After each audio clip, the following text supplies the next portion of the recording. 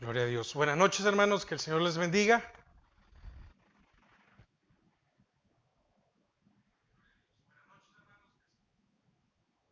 Vamos a dar inicio al estudio de esta noche. Es una bendición que el Señor nos da porque tenemos vida, salud, los medios y nos ha dado de su palabra. Amén. Padre, te damos gracias a esta hora porque nos permites una vez más, Señor, poder aprender de ti. Gracias porque nos has dado la oportunidad y dentro de la oportunidad viene la vida, la salud, los medios. Gracias porque tú eres fiel, Señor. Gracias porque tú eres grande, porque tú tienes el control, Señor, de todas las cosas. Padre, en esta tarde o en esta noche queremos disponer nuestro corazón para aprender de tu palabra, para ser obedientes a ti. Señor, quiero pedirte por aquellos que están atravesando por problemas de salud o por enfermedades. Bendice la vida de nuestra hermana Sara Lilian de Varillas, Levi Cepeda, Padre, bendícelos, guárdalos, cúbrelos, pon tu mano de salud sobre ellos. Asimismo, Señor, por las peticiones especiales de nuestras hermanas Mabel y Telma Núñez, Jackie de Donado, Señor, por la petición especial de nuestra hermana Guadalupe de Rodas, Padre, y de su familia también, Señor, de que seas tú el que sigas haciendo la obra. Padre, para ti no hay nada imposible. El hombre puede decir algo, pero la última decisión, la última palabra la tienes tú. Padre, te pedimos por nuestra hermana Ingrid, Señor, por su bebé, Señor, que ya es poco el tiempo para que puedan nacer. Gracias porque hasta este momento, gracias porque hasta este día tú has provisto, has guardado su vida y esperamos, Señor, de que llegue a término feliz, Padre. En el nombre de Jesús, Señor, bendice a nuestro pastor, dale salud, dale tu guianza. Bendice a cada uno de los pastores de Misión Cristiana Judá. Padre, guárdalos, cúbrelos, provéelos, dales fuerza. Señor, bendice a nuestro hermano Waldo Mendoza, a su familia, a Milcar Varías y su familia, Milagro de Bonilla y su familia, al pastor Alberto Picarielos y su familia, al pastor Alberto Campos y su familia. Bendícelos, Padre, en el nombre de Jesús. Asimismo, al pastor Don, su esposa, la congregación. Y gracias porque una vez más podemos aprender de ti. Amén y amén. Hermanos, este día terminamos la enseñanza del libro de Jonás, pero también terminamos de aprender de los profetas menores. Hemos incluido a todos los profetas menores y ha sido un tiempo de mucha bendición porque hemos aprendido bastante. Hermanos, qué interesante es cada libro, qué interesante también es conocer la historia, en qué tiempo, qué hicieron, qué hacían ellos, muchos de ellos qué hacían secularmente y cómo el Señor los llamó, cómo cambió, etcétera, lo que se enfrentaron. Y entonces, con la enseñanza de este día, terminamos de ver los profetas menores, pero también terminamos de ver el libro de Jonás. Permítame.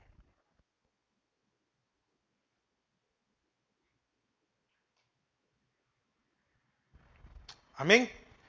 Y el día de hoy el tema es el egoísmo de Jonás y el disciplinar de Dios. Son dos temas en uno solo. El egoísmo de Jonás, porque fue un hombre egoísta. Vio que estos que habían sido malos o eran malos o dejaron de ser malos, alcanzaron misericordia de Dios. Pero vemos cómo el Señor disciplinó a Jonás por esto. Así que quiero que por favor me acompañe al libro de Jonás, capítulo 4, versículos del 1 al 4. Y aquí vemos el enojo de Jonás. Mire, es bien tremendo entender de que hubo un profeta que se enojó con Dios. Ya hemos estudiado con mucho tiempo de anticipación, con anterioridad, no anticipación, o sí, ¿verdad? Ya estudiamos con anterioridad cuál eran los motivos por el cual Jonás no quería ir. Nínive había sido malo o malvado con Israel. Habían matado, habían robado, habían hecho lo que habían querido con el pueblo de Israel. También Jonás, cuando el Señor le da la orden de ir y de predicar, él entendió de que el Señor iba a perdonar a ese pueblo tan malvado. Y entonces él, en su orgullo de profeta, en su orgullo natural, dijo, bueno, voy a quedar yo como un mentiroso porque voy a ir y el Señor los va a perdonar y eso no puede pasar, etcétera. Entonces, ahí vemos, entonces, cuando se llega el momento en que desciende al pez, pasa los 3 días y llega y empieza a predicar, como lo vimos el jueves pasado, 3 días y todas las cosas, etcétera. Entonces aquí llegamos a este punto en el cual se enoja porque el Señor tiene misericordia de un pueblo. Y dice Jonás 4 del 1 al 4. Pero Jonás se apesadumbró en extremo y se enojó. Y oró a Jehová y dijo, ahora, oh Jehová, ¿no es esto lo que yo decía estando aún en mi tierra? Es decir, mira a dónde regresó otra vez. Mire, volvió al punto por el cual desobedeció al Señor y volvió al punto por el cual lo llevó a haber estado 3 días y 3 noches en el vientre del pez. Por eso me apresuré a huir a Tarsis, porque yo sabía que tú eres Dios clemente y piadoso, tardo en enojarte y de grande misericordia, y que te arrepientes del mal. Ahora pues, oh Jehová, te ruego que me quites la vida, porque mejor es la muerte que la vida. Allá prefirió perder su ministerio, amén, como profeta. Y es que miren, nadie puede huir de lo que Dios lo ha mandado a hacer. Amén. Ahora pues, oh Jehová, te ruego que me quites la vida, porque mejor me es la muerte que la vida. Oiga, ¿y la vida quién se la dio? El Señor. Y Jehová le dijo, haces tú bien en enojarte tanto. Oiga, la respuesta del Señor. Entonces, como primer punto de los versículos del 1 al 4, del capítulo 4, vemos el profeta enojado. El capítulo comienza con una manifestación de egoísmo del profeta y un nacionalismo malo. ¿Por qué un nacionalismo malo? Porque él vio a su nación y dijo, por lo que nos ha hecho a mí y a mi tierra, que no tenía, es decir, tenía toda la razón, habían sido malos, eso no lo podemos juzgar, pero ese nacionalismo erróneo, estrecho, equivocado, lo llevó a pensar de que la misericordia de Dios solo podía ser para Israel y no para las demás naciones. ¿Y cuál fue el propósito por el cual el Señor escoge a Abraham para hacer una nación nueva? Para predicar y traer misericordia a los pueblos. Como el pecado de David desagradó a Dios, esto lo podemos ver en segundo libro de Samuel 11:27. Y pasado el luto envió David y la trajo a su casa y fue a su mujer y le dio a luz un hijo. Mas esto que David había hecho fue desagradable ante los ojos de Jehová. Amén. Entonces, así como aquello desagradó a Dios, la misericordia de Dios desagradó al profeta rebelde. Es decir, mira el punto en el cual se llegó a sentir, ¿verdad? Jonás, que él tenía mayor y mejor misericordia que la de todo un pueblo. Fíjese que la palabra enojó, cuando dice en el 1, pero Jonás se apesadumbró en extremo. Mire, veamos qué dice esta palabra. desagradar, disgustar, habla de maltratar, de ser maligno, de ser mentiroso, de ser mezquino, de ser peor, de estar triste. Oiga, es propiamente arruinar o despedazar algo. ¿Sí? Ser física o socialmente o moralmente malo. Amén. Entonces dice que se apesadumbró y después en extremo y después dice que se enojó. Fíjese que este enojar es un verbo que significa estar caliente o prenderse y viene del hebreo jara con H al final. Esto es arder de cólera, de celo. Amén. Encolerizarse, indignarse, inflamar, impacientarse, ensañarse, entristecerse. Amén.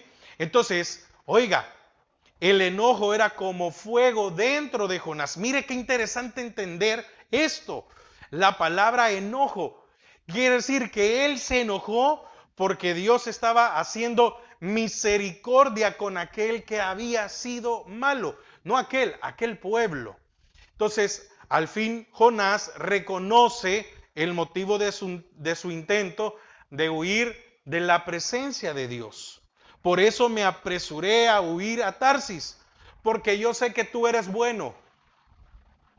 Y déjeme decirle algo, y que Jonás no tuviera vida, quiere decir que la misericordia que Dios había tenido con Jonás en no matarlo, no le hacía entender, porque mire, fácilmente el Señor se hubiera desechado a Jonás y hubiera traído a otro profeta.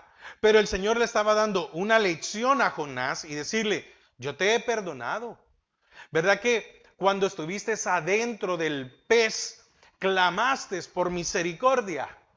Y entonces, ¿por qué tú ahora no tienes misericordia? No, en este caso, era solo tú. Pero aquí habían niños, Jonás, que ellos todavía no habían hecho ningún mal contra Israel. El mal había sido de sus padres, de sus abuelos, pero ellos no tenían la culpa. Ahora, no tendré misericordia de ellos como la tuve contigo en el pez que te escuché. No quería Jonás que los asirios gozaran de la misericordia de Dios, ni ser mensajero de Dios a ellos. Era algo que le molestaba a Jonás, que él fuera el mensajero. Mire qué tremendo, porque Jonás esperaba hacer pedazos, ¿sí? Jonás esperaba que Nínive fuera hecho, se hiciera pedazos, que cayera el castigo. Entonces, en verdad, de todos los enemigos de Israel, los asirios eran los más crueles. No solamente destruyeron la ciudad de Samaria y deportaron a sus habitantes, sino que pusieron a otra gente en la tierra, de manera que los judíos ni siquiera tenían patria a la cual regresar. Mire, es cierto, habían un montón de situaciones que habían sucedido con estos. No solamente Jonás tendría fuertes prejuicios contra ellos, muchos de sus compatriotas tampoco hubieran ido a darles un mensaje de parte de Dios. ¿Qué más? Otro factor que afectó a Jonás era su conocimiento de la naturaleza de Dios. Fíjese que Jonás conocía a Dios y ese conocimiento lo afectó. Porque pudiéramos decir, ¿verdad?, que el desconocimiento nos afecta. ¿Por qué razón? Porque no sabemos cómo entender o comportarnos ante una persona. Pero en este caso, Jonás sí lo conocía al Señor y esto le afectó. ¿Por qué? Porque en la palabra de Dios, hay descripciones de Jehová en las cuales acentúan las cualidades de su misericordia, de esa naturaleza de Dios. Veamos algunos ejemplos. Éxodo 34, versículos 6 y 7. Y pasando Jehová por delante de él, proclamó: Jehová, Jehová, fuerte, misericordioso y piadoso, tardo para la ira y grande en misericordia y de verdad, que guarda misericordia a millares. Oiga, que guarda misericordia a millares. ¿Y cuántos eran los habitantes en de Nínive? La palabra creo que habla de 120,000 o 122,000. Ya lo vamos a ver más adelante, ahorita se me ha ido. Pero se cree que eso solo está hablando de los hombres. Y entonces, si era solo hombres y tenemos que ver a mujeres y niños, se estima que pudiera haber sido una ciudad entre 600 a 700,000 habitantes, que guarda misericordia a miles, a millares, que perdona la iniquidad. ¿Qué había hecho Nínive?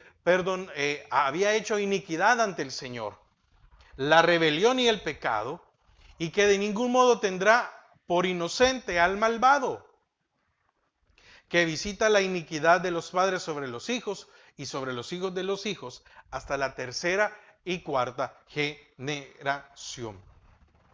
También Salmos 86, 5 y 15. Porque tú, Señor, eres bueno y perdonador y grande de misericordia para con todos los que te invocan. 15. Mas tú, Señor, Dios misericordioso y clemente, lento para la ira y grande en misericordia y verdad.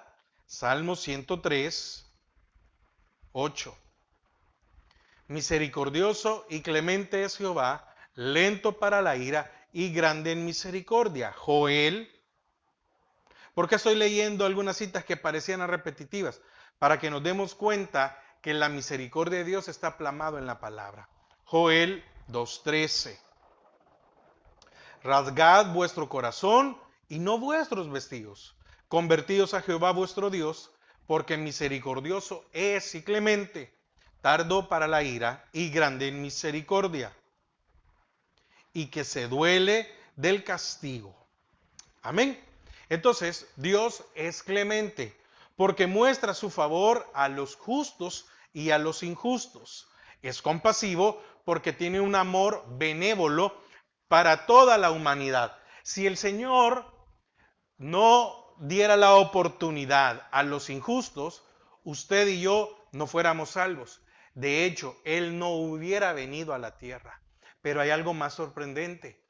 Fíjese que Israel no eran justos. Israel se comportó como injustos. ¿En cuántas veces el pecado de Israel fue igual o peor que el de los paganos? Es paciente, es decir, es lento para la ira y grande en misericordia, que es el amor leal dispuesto a redimir al hombre de su pecado y entrar en pacto con él para siempre. Entonces, como Moisés y Elías habían hecho antes, Jonás pidió que Dios le quitara la vida. Cuando ya no pudieron, ¿verdad? Números 11,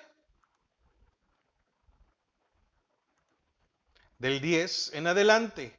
Y oyó Moisés al pueblo que lloraba por sus familias, cada uno a la puerta de su tienda, y la ira de Jehová se encendió en gran manera. También le pareció mal a Moisés. Y dijo Moisés: ¿por qué has hecho mal a tu siervo? ¿Y por qué no he hallado gracia en tus ojos? ¿Qué has puesto la carga de todo este pueblo sobre mí?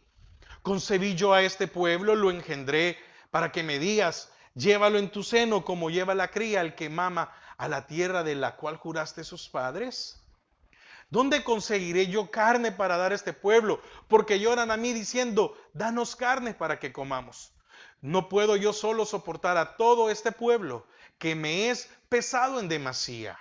Oiga, 15. Y si así lo haces tú conmigo, yo te ruego que me des muerte. Ante la presión, ante una presión fuerte, Moisés decidió mejor la muerte.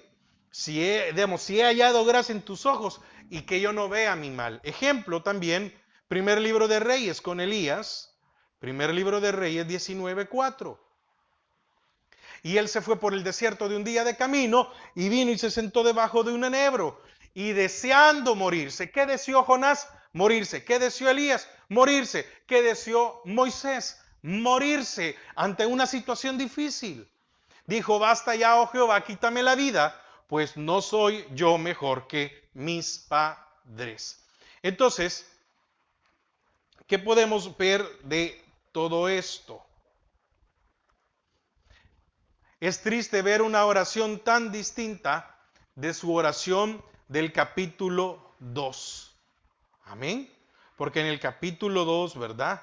Vemos a un Jonás pidiendo misericordia.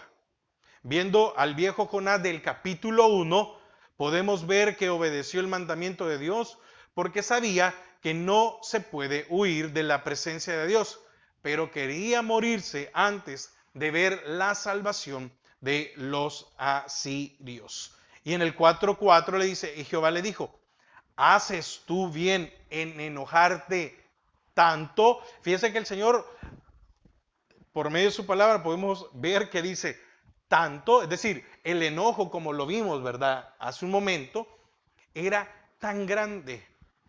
La pregunta de Dios es una manera suave y compasiva de reprender al profeta. Fíjense que el Señor no le habló duramente, sino que con una pregunta trataba de reprenderlo. Esa pregunta debe moverlo a reconocer que su posición es absurda y a reflexionar sobre lo que él ya sabe, cuál es la naturaleza de Dios. Jonás no dijo nada y era evidente que Dios tendría que trabajar aún más con con su mensajero rebelde. Ahora, del Jonás 4, del 5 a 8, vemos el segundo punto. Una ilustración gráfica. Una ilustración gráfica. Dice Jonás 4, del 5 al 8. Y salió Jonás de la ciudad y acampó hacia el oriente de la ciudad. Y se hizo allí una enramada y se sentó debajo de ella a la sombra hasta ver qué acontecería en la ciudad. Mire, preparando, ¿verdad? Esperando y dijo, yo espero que el Señor no se arrepienta. Yo espero que pase algo. De aquí a 40 días. Quiere decir que le dedicó mucho tiempo Jonás, ¿verdad? A esa espera. Él en esos 40 días no cambió su sentir. Pero volvamos. 5 otra vez. Y salió Jonás de la ciudad y acampó hacia el oriente de la ciudad y se hizo allí una enramada y se sentó debajo de ella a la sombra hasta ver qué acontecería en la ciudad. Y preparó Jehová Dios una calabacera, la cual creció sobre Jonás para que hiciese sombra sobre su cabeza y le librase de su malestar. Y Jonás se alegró grandemente por la calabacera.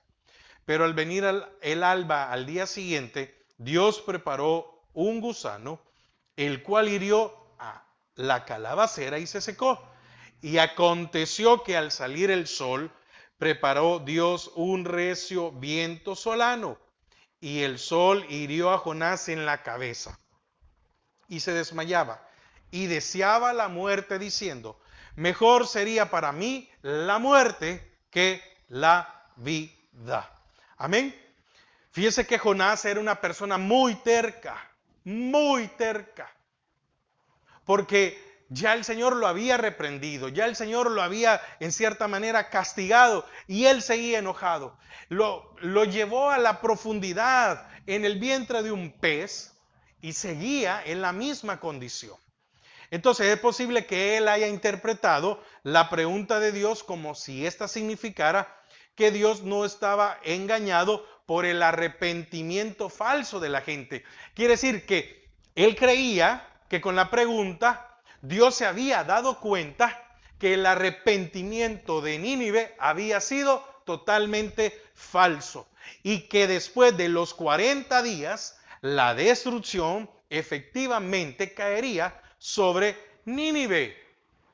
Esperó que llegara el plazo y él esperaba que Nínive fuera destruida.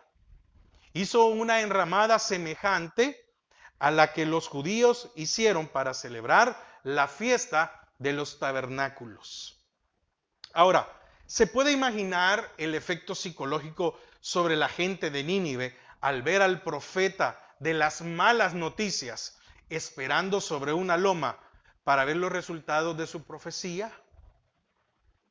¿Cómo habrá estado esa gente? ¿Sí? ¿Cómo habrá estado esta gente cuando vemos a un Jonás que él estaba preparando para ver ese espectáculo, ¿verdad? Ver una ciudad destruida. Porque probablemente alguno hubiera llegado dado el mensaje y se hubiera ido. Él no. Él estaba esperando como Dios hacía pedazos a Nínive. Híjole, qué tremendo. Eso no es tener compasión. Eso no es tener misericordia. Pero una vez más vemos la intervención directa de Dios en la vida de Jonás. Pues Jehová dispuso el crecimiento de una planta de ricino, tal como había enviado la tempestad y el gran pez, porque todo lo había hecho el Señor, y haciendo uso del mismo verbo hebreo que en el 1.17, Dios mandó otro fenómeno de la naturaleza. Leamos rápidamente 1.17. Y la suerte cayó sobre Jonás. Dijeron cada uno a su compañero, venid echemos suerte para que sepamos por causa de quién nos ha venido este mal. Amén.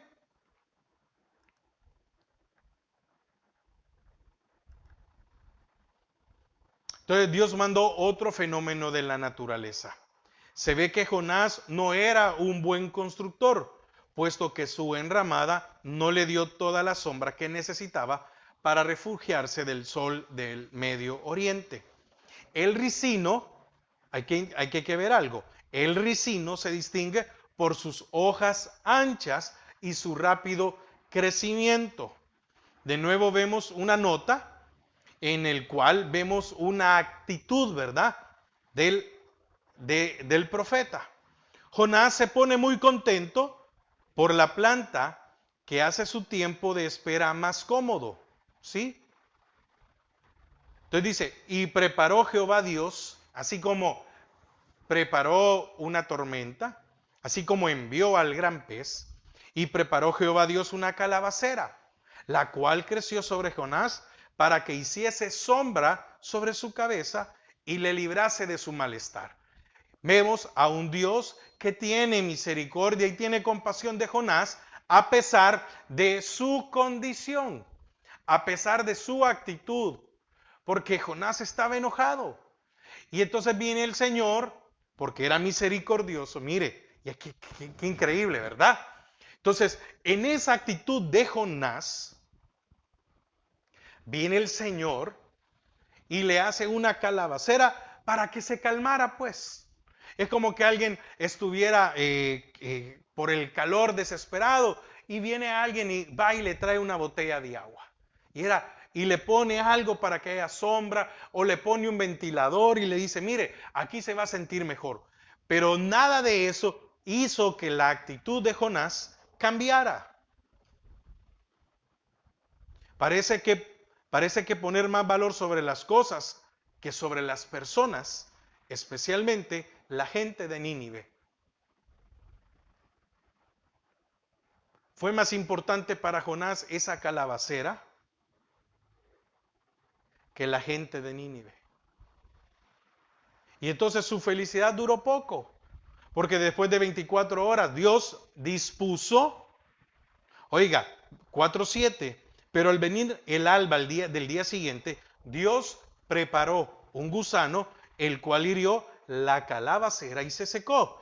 Entonces, después de 24 horas, Dios preparó un gusano que destruyó la planta de igual manera que Jehová pensaba que Dios haría con Nínive. Ah, esto mismo va a ser. Por un momento se ve bien, pero de un momento a otro, todo va a ser destruido. Él estaba expectante de que eso se cumpliera. Amén. Ahora, fíjese que aún al día de hoy, los habitantes de esa zona dicen que con este viento se llegan a deprimir porque es tanto el calor.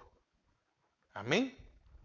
Porque dice en el 8, oiga, y aconteció que al salir el sol, preparó Dios un recio viento solano, y el sol hirió a Jonás en la cabeza y se desmayaba y deseaba la muerte, diciendo, mejor sería para mí la muerte que la vida. Entonces, los habitantes al día de hoy, su sentimiento es que este viento solano, recio, que todavía se da en esa parte, los, los llega a deprimir. ¿Sí? Y aquí vemos déjeme ocupar una palabra. Vemos a un Jonás dramático, ¿verdad? Me muero, me estoy muriendo, esto está horrible, estoy en esta ciudad, no debería de estar aquí. Pues vete, Jonás. No, quiero ver la destrucción. Pero un poco dramático este Jonás, ¿verdad? Entonces, ¿por qué? Porque perdió su comodidad. Y al perder su comodidad, pide mejor la muerte o la pide de nuevo. Entonces, es una cosa de lamentar la liberación de los enemigos tradicionales de Israel o ser señalado como profeta falso. Amén. Pero Jonás demuestra una actitud muy superficial sobre la vida al pedir la muerte por tener calor y sed. Mire, eso es muy importante, ¿verdad?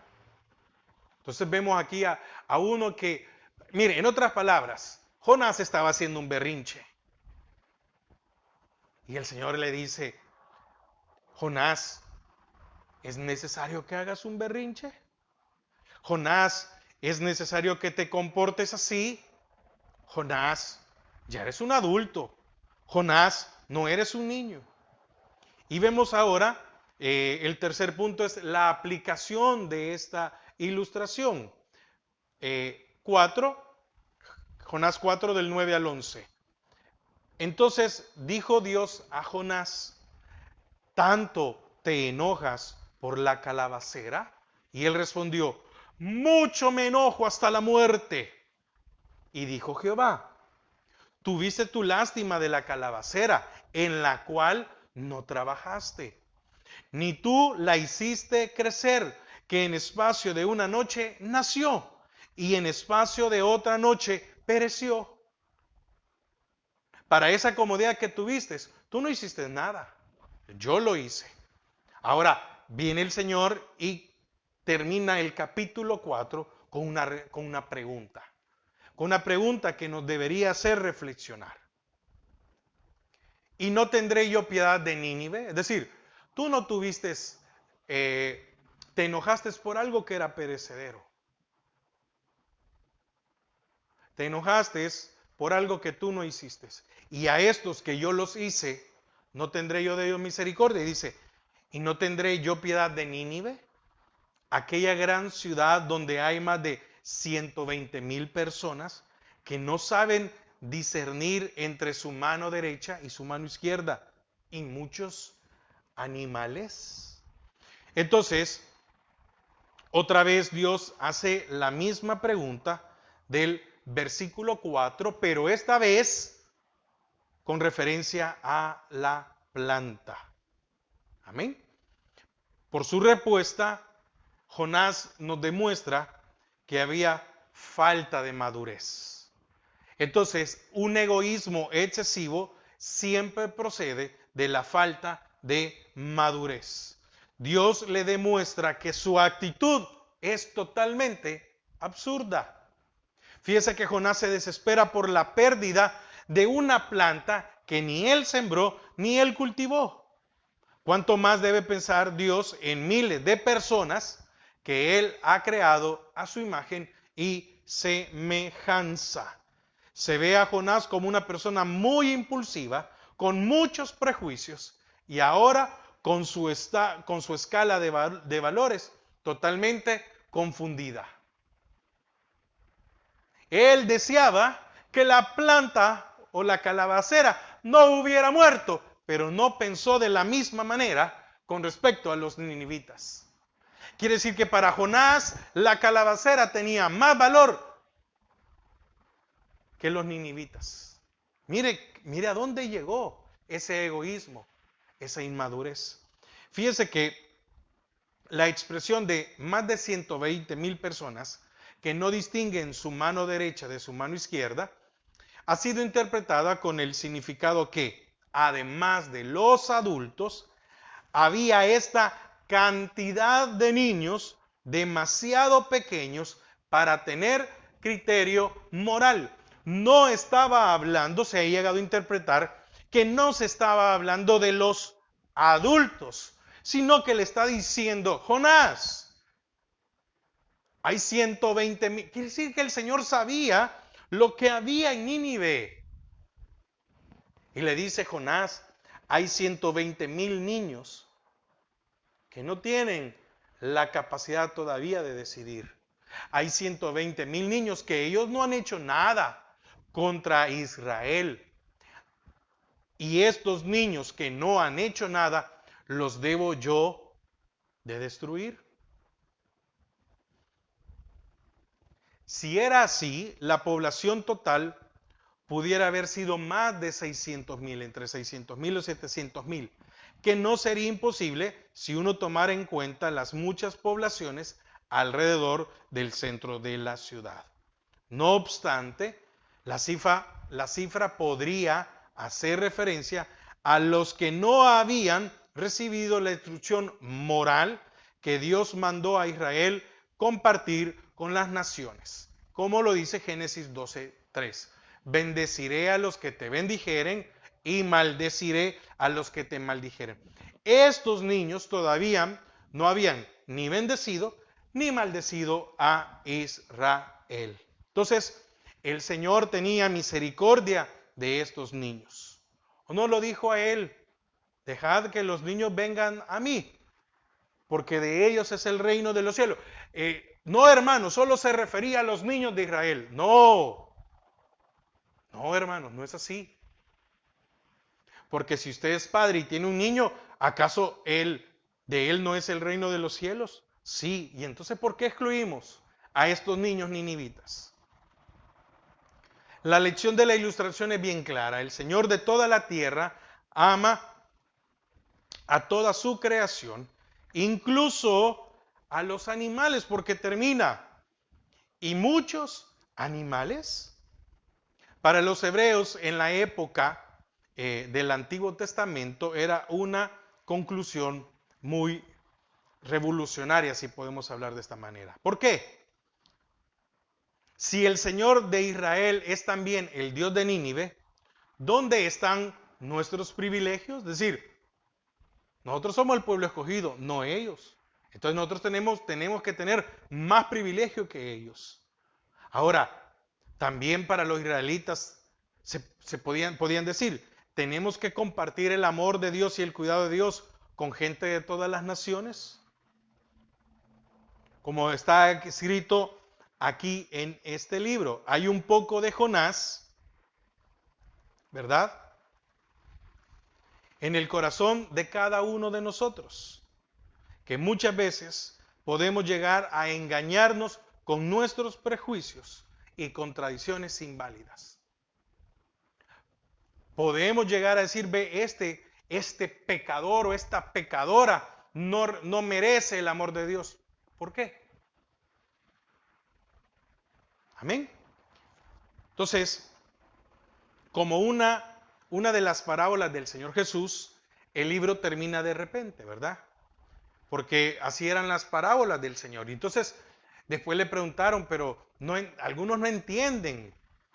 Miren, era por esto, por esto, por esto. Entonces, quiero ir concluyendo. El mensaje resalta con claridad el exclusivismo que restringe el amor universal de Dios está destinado a fracasar totalmente. Es decir, en otras palabras, si usted quiere creer que solo a usted y a su familia y a los que son cristianos o a los que se congregan o a los que son de su iglesia, de su denominación, para ellos es exclusivo el amor de Dios, eso es un fracaso.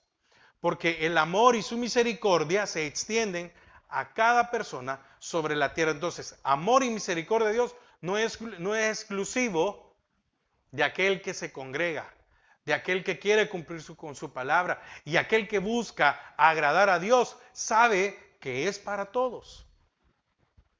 Como bien se ha dicho, el libro termina mostrando el contraste entre Dios y Jonás. Vemos dos opuestos. El Señor mostrando misericordia y Jonás queriendo que fueran destruidos. Dios desea salvarlos a todos. Mientras Jonás quiere salvar a algunos, es decir, a su pueblo, el punto de vista de Dios es universal y el de Jonás es particular. Solo para Dios, no para nadie más. Entre Jonás y Dios había un conflicto de voluntad. ¿Sí? Había un conflicto de voluntad. Pero el conflicto lo tenía Jonás. Amén. Jonás no negó el sueño de Isaías y Miqueas, que un día de gente de todas las naciones va a correr al monte de la casa de Jehová. Eso está en Isaías 2 del 1 al 4 y Miqueas 4 del 1 al 3. Como tantos en aquel entonces y hoy en día, pensó Dios que haría todo en la era mesiánica. Amén. Que cuando el Mesías viniera, esto iba a venir a cambiar y iba a hacer un montón de cosas. Pero a muchos israelitas, como ahora a muchos creyentes, se nos ha olvidado que somos llamados a mostrar su palabra a todo el mundo. Es decir, todos debíamos de tener una parte de ser misioneros, de ser evangelistas. Todos, todos. Y utilizando la figura del profeta rebelde, el escritor, ya haya sido Jonás, como lo dijimos al principio, o alguien más, escribe un reto al pueblo de Israel llamándolos a cumplir con su tarea misionera a las naciones. Y ahora el reto es para nosotros, como lo dijo la palabra, como lo dijo el Señor Jesús, id por todo el mundo y predicad el evangelio a toda criatura. No dice a los buenos, no dice a los que a ti te agraden, no dice a los que tú creas conveniente, a toda criatura, bautizándolos en el nombre del Padre, del Hijo y del Espíritu Santo. Y el Señor dejó dejó el último ejemplo antes de morir en la cruz, porque va y le da la oportunidad a dos malvados, a dos ladrones, a dos personas que eran lo peor de la sociedad. Ahí tuvo misericordia de ellos. Si no se cumpliera con dicha misión, Israel negaría el propósito de su elección a ser el pueblo de Dios. Si nosotros no cumplimos con dicha misión, negamos el propósito de ser su pueblo, de ser elegidos por Dios. El libro no se escribió tanto para mostrar la compasión de Dios, sino para desafiar a Israel a cumplir su destino como profeta a las naciones. Y por lo cual, y con esto termino, usted y yo como hijos, como cristianos, como herederos o coherederos con Cristo, también se nos ha dado esta misión de llevar su palabra hasta lo último de la tierra. Amén. Así que usted y yo no seamos como Jonás. Amén. No seamos como Jonás. Veamos a todos como creación de Dios.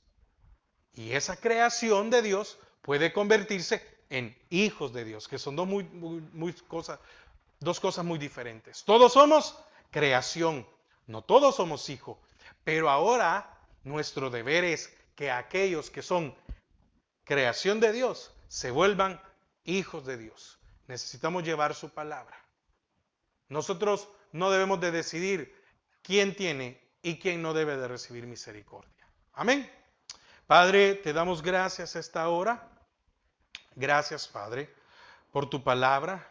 Gracias por hablarnos. Señor, que podamos entender y entender a las buenas, no como Jonás. Gracias, Señor, en el nombre de Jesús. Amén y amén. Que el Señor les bendiga. Con esta enseñanza concluimos todos los profetas menores. ¿Qué vamos a estudiar? ¿Qué vamos a empezar a estudiar el próximo jueves? Pues lo espero el próximo jueves. Amén. Para que juntos sigamos aprendiendo la palabra de nuestro Dios. Amén. Que pase una feliz noche y que el Señor le bendiga.